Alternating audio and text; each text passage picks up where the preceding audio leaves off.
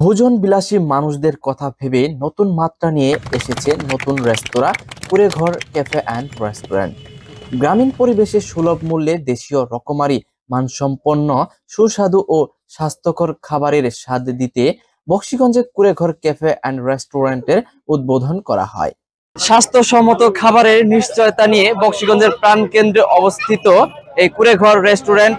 অবশ্যই আপনারা বক্সিগঞ্জবাসী অর্থাৎ জামালপুরবাসী যারা আছেন অবশ্যই আপনারা কিন্তু এই রেস্টুরেন্টে ঘুরে আসতে পারেন। এই রেস্টুরেন্টে ঘুরে আসলে কিন্তু আপনারা ভালো মানের স্বাস্থ্যসম্মত খাবারগুলো পেয়ে যাবেন এবং কি ফাস্ট ফুড জাতীয় যত রকমের খাবার আছে সেই সকল খাবারগুলো কিন্তু বন্ধুরা এখানে আপনারা পেয়ে যাবেন। গত বৃহস্পতিবার বিকেলে জামালপুর জেলার বক্সিগঞ্জ উপজেলা রোডে ফিতা কেটে কুঁড়েঘর ক্যাফে অ্যান্ড রেস্টুরেন্টের উদ্বোধন করা হয়। উদ্বোধনের শুরুতে কোরআন তেলাওয়াত ও মোনাজাত অনুষ্ঠিত হয়। এ সময় উপস্থিত ছিলেন অধ্যাপক আফসার আলী, বক্সিগঞ্জ পৌর যুবদলের আহ্বায়ক সাইফুল ইসলাম শাকিল তালুকদার, সদস্য সচিব তানজিল আহমেদ সুজন, সাংবাদিক সানোয়ার হোসেন। এছাড়াও রেস্টুরেন্টের পরিচালকগণ আল হাসিব হিরো, জহির আহমেদ জিপু, রবিউল আওয়াল রনি সহ আরো অনেকেই উপস্থিত ছিলেন। সানোয়ার হোসেন, রূপসী বাংলা টিভি, জামালপুর, বক্সিগঞ্জ।